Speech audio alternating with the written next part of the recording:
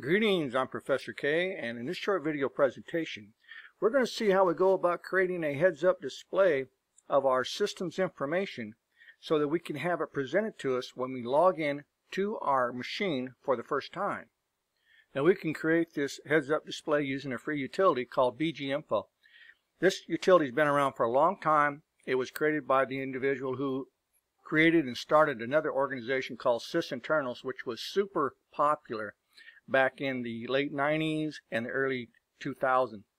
Microsoft bought the company from Mark Rushinovich, and I hope I said his name right, and he's a really smart guy, and he's the one that discovered that Sony was installing rootkits onto their software and allowing access to individuals' machines that was capturing data and sending it off to Sony. He did that using some of these utilities. So this is a pretty smart guy, and this is one of the better utilities that I have used over the years. Now there's a lot of free utilities up here that you can get from this SysInternal sites. Would highly recommend that you go up and check some of them out. Now this utility works across all Microsoft operating systems, and it's going to allow you to see what's going on your machine without having to dig into any of the resource utilities or the diagnostic utilities. As soon as you log in, you're going to be presented with whatever information you want to see on that desktop. And let's go ahead and get started and show you how we do this. So again, the tool is called BgInfo. I've got a folder, and I downloaded it. I've extracted it. I've created a share on my network, and now I'm going to show you how I use this to get that heads-up display on all of my client servers and their workstations if I want it. So we're going to run the 64-bit version, so I'm just going to go ahead and run it. I'm going to accept the license agreement. Now this is a self-running executable. There's nothing to install. I'm going to say I agree to that.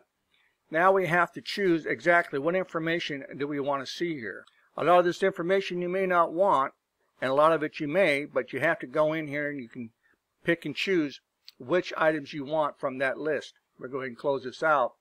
And now you'll see that this is all the information. Now if you don't like it over here, you can move it over to the left or you can move it to the center. And all you have to do is just relaunch the utility. And let's see if we can select a position. And if we would like to have it center, we can do that, or we can move it over to the left. You can move it up and down. You can do whatever you like with it. And now you'll see that it's in the center.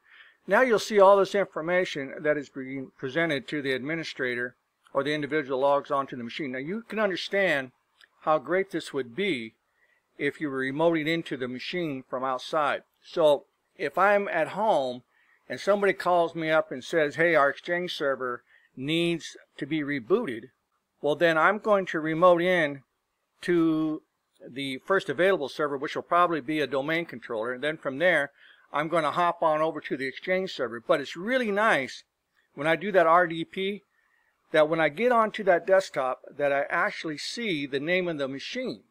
So you can have the name of the machine, you can have its IP address, the default gateway, the amount of free space on the C drive, service pack information, what the operating system is. You can see all this information, and it's just a great way for you to be able to keep track of what machine you're on at that given time. So we're going to see now how we go inside of this utility and we can modify it to our own specification. So what I've done is I have moved things around and I have gotten it to what I think are my best preferences. So when I log on to a machine remotely, I want to see the host name, the IP address, subnet mask, default gateway, DHCP server, DNS server, and anything else that I deem important. Now a lot of this stuff you don't need, but you have to be able to decide what best fits your criteria of information that you want to see when you log on to this machine. So you can see that I can add all this information just by highlighting it over here, and I just click on the add button, and there I'm back and I have the name. Now I don't need this. Let me get rid of this here real quick. And what we're going to do is we're just going to highlight it like that, and I can just hit the delete button and it's gone. I don't need this, so I'm going to delete that. So you can get in here and you can modify this any way you like, and you can tighten it up, you can make spaces, whatever you like to do.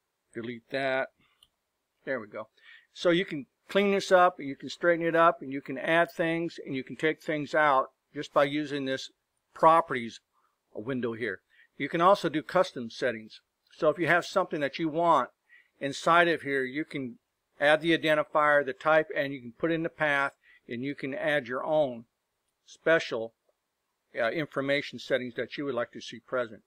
So again, we're going to go ahead and just say apply to all this, and then I'm just going to go back over here, close this out. Now you'll see that this is the information I like right here. This is all I need. I don't need much of anything else. But if you want, you can have the whole ball of wax. You can have all that information up there if you want. I find that it gets kind of in the way, but to each his own. As I previously stated, I like to have this information presented to me each time I log on to the server. Now you can imagine working in a data center where you've got hundreds of servers, and you're sitting back there remotely going into each one of these either with a KVM switch or you're using an RDP connection to log on to that machine remotely. You're not going to be able to do it physically from every machine in the room, because that would just be way too many monitors, that would be way too many keyboards and mice.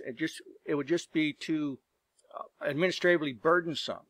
So you're going to have to do it remotely. So you want this information. You want to be able to see exactly what it is you're logging into. So again, we're going to open this up. And again, I'm just going to go ahead and launch. And again, we'll accept the licensing. And here we have it again.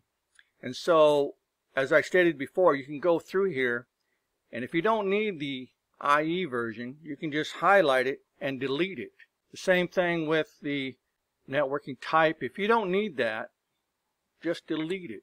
Whatever you don't need in here, you can just highlight it and remove it, and it's not going anywhere because you can go right back over here and you can find it again. And if you need it later on, you can put it back in. Now remember, you can also change the position. So if you got it where it's kind of being washed out because of the background, not a problem. And you can also do multiple monitor configuration, which is pretty cool. So I can locate this over here all the way to the left, over to the right, up in the center of this screen, at the top of the screen, wherever I want to put it. Top right of the screen, top left of the screen. You got a lot of room to maneuver with this utility. And it's just one of those things that just makes your life as a network administrator or even a consultant so much easier. One more thing before we get out of here. Yes, this will work on your laptop or your desktop at home or any computer that you have. Alright, so that's all I got for you for this short video presentation on how we go about getting a heads-up display without having to dig into all of those resource and diagnostic utilities that we normally would have to use to pull up this information. So if you have any questions or you have any concerns about the information that was presented to you in this video, please don't hesitate to reach out, contact your instructor, and I'll see you in my next video.